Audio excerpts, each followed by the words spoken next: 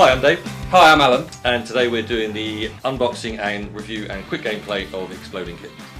It raised 8.7 million on Kickstarter, had over 200,000 backers for this edition, which is the Not Safe for Work edition. So if you're not really into dead animals and rude jokes about genitalia and stuff, probably not for you. I'm guessing there's exploding in both though. Yeah, so they had a standard edition which was for children, and so it had, I think, nicer versions of the cards. I'm guessing it's not just, you know, that the artwork's rude, the content is generally for adults. Okay, I've not played this one yet. I haven't played the normal one or the Not Safe for Work edition, but I'm really excited about this. It'll be fun to have a look at. Yeah. Can't look at any of the cards. So let's have a dive inside the box. Yeah. So, as you can see on the front, it gives you a good idea that it's not safe for work because it's managed to pixelate out what was probably a quite honest, you know... Cute little cat. Yeah, cute little cat. And now it's not so cute anymore. No, it's a little bit rude. And you'll see here that the rule book, or rule pamphlet I should say, is pretty straightforward. Yeah. Around the right way. We'll get into that in a moment, but if a game's got that many rules, it can't be that How difficult hard can to it play. No. We can play it. Yeah. One thing you'll notice about this particular box design is, much like a lot of card games, the box itself is far larger than it needs to be. So if you wanted to rebox this, you wouldn't even need a full Magic box. And the card sizes are standard Magic card size. Don't look yet. Don't want to see the card. I'm not looking. So when you look inside the box, you'll see that the plastic insert only takes up that much room. So it would be a shame to throw it away, but I found out with many board games that actually, after a while, to rebox them, it saves you a lot of space on your shelf. So It looks like even if you sleeve them, you could fit them in probably a standard AC Plus deck container. Yeah. From Ultra Pro. And I'd probably just go with red backed ones, Yeah. because if you go for the transparent ones, they tend to stick together a little bit. So yeah. Looks exciting. Let's Yeah, play. Let's play. Welcome to the world of Exploding Kittens! As you're setting up the deck, what you need to do is to take the number of players, subtract 1, and that's the number of Exploding Kitten cards you need to keep into the deck. So in this particular instance, we're going to take 3 of these cards out. Let's leave in the Alien Facehugger one, because that's my favourite. Get rid of these 3. Then you need to give each player 1 diffuse card. So I think I'm going to give Alan the cat eating the baby, and I'm going to take the cat that is giving the finger. And in a 2-player game, what we will do is remove 2 more diffuse cards to make the game go quicker. So we get rid of that and that, put that over to there, leaving these 2 diffuse cards in. Now that we've got the right number of cards to add back into the deck, before we add them in, we need to give each player 5 cards. So we take these out, give Alan 1, 2, 3, 4, 5, give him back his diffuse card, which is there, give me 1, 2, 3, 4, 5, and give me my diffuse card. These 2 cards and this card then get shuffled back into the deck. I apologise for my shuffling. I am the worst shuffler in the world. You're just lucky I haven't dropped them yet. There we go. Split all of that, and we're ready to play.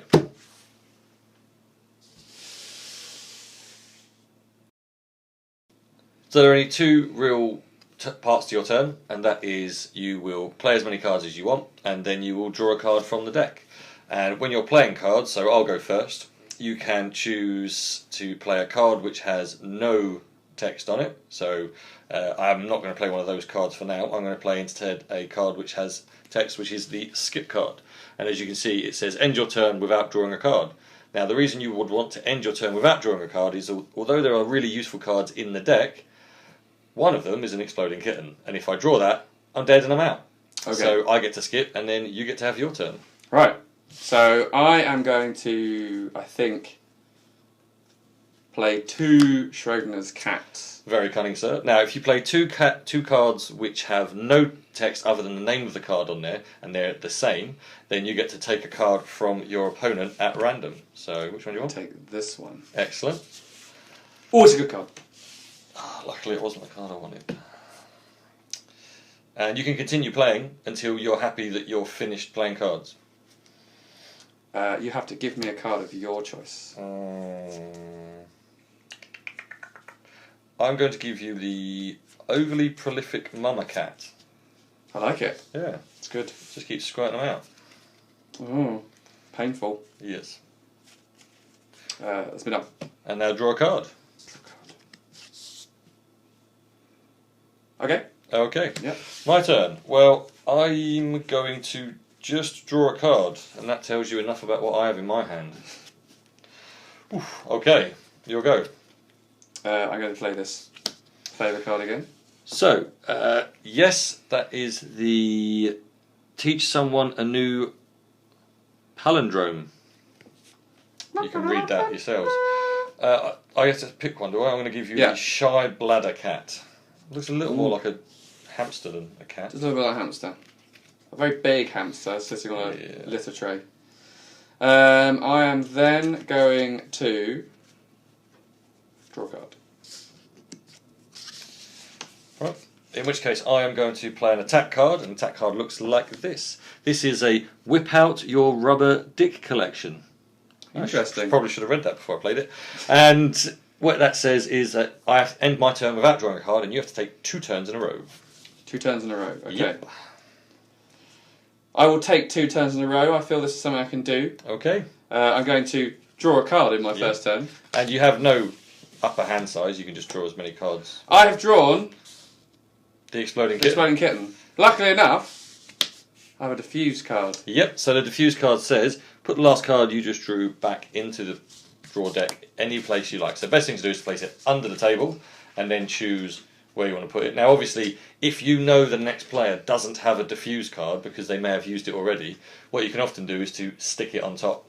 But that's a risky bit gamble because in this situation if I had a way to skip again, that means you would have to draw it again. But then you'd know that, so you might be able to mitigate that with your massive hand of cards. Go. No, it's your turn again. Is it my go again? Because you took the attack. Remember? I did an attack. But I did a draw and then I did another draw. Oh, you did 2? Yeah. Oh, so you chose to skip the second one? Yeah. Oh, okay, I missed that. I was too focused on... Hopefully we're correct. Please comment below if we're not. Yeah, whatever. I'm going to skip again and draw. You monkey toucher.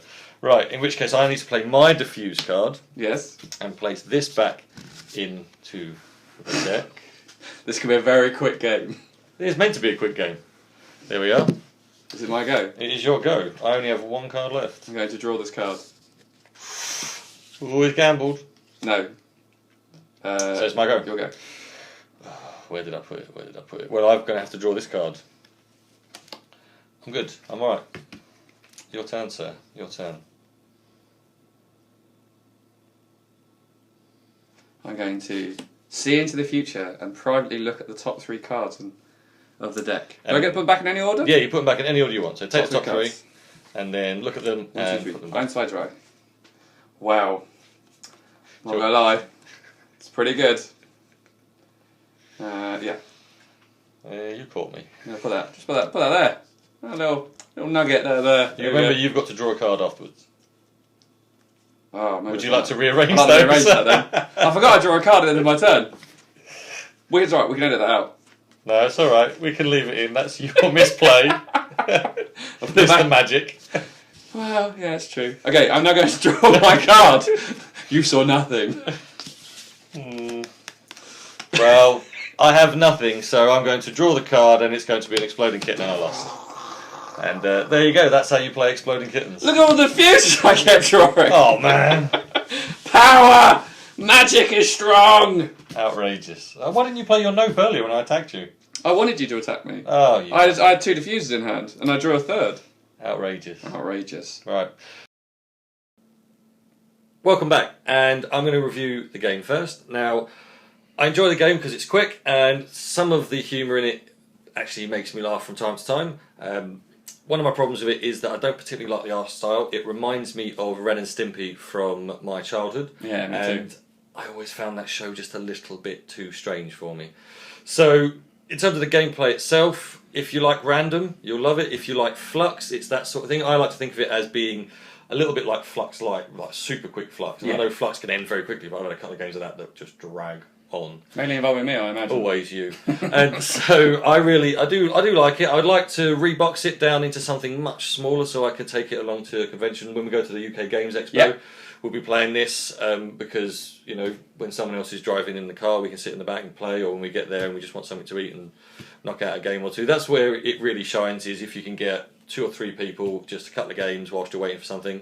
So I'm going to say about 3.5 out of 6, so 3.5 geeks. Okay. I like the game. I thought it was very quick, which is obviously a good thing. But the thing I like a game with a bit more sort of gravitas to it. Hence why I play a lot of Magic, and it wasn't Magic, which is why I review a lot of things based on. Which is that is probably your main criticism. It is my main criticism of most things. Like, it's not Magic, basically. But I do, because I have a gaming event that I run. I know they absolutely love this thing. It's literally like catnip to them. Sorry, I had to put that there. But they love playing it, so I'm not going to say anything bad about it. The only thing I've got to say is I'm probably going to give it 3 out of 6, probably. How did you feel about the not safe for work theme? I thought it could have been a lot more not safe. That was the issue I had. I thought there was pixelated bits when it should have been pixelated. So a little too safe for work. A bit too safe for work. Like when you played something like Cards Against Humanity, which is probably well out there for some vulgar... Yeah, let's not mention some of those right now because it's not safe for work. So I think that's basically where we're putting it, I think. So it's a good review all round. It's an average game. You think it's slightly above, but not massively so. So I think it's fun and enjoyable. And it is the most funded game ever on Kickstarter.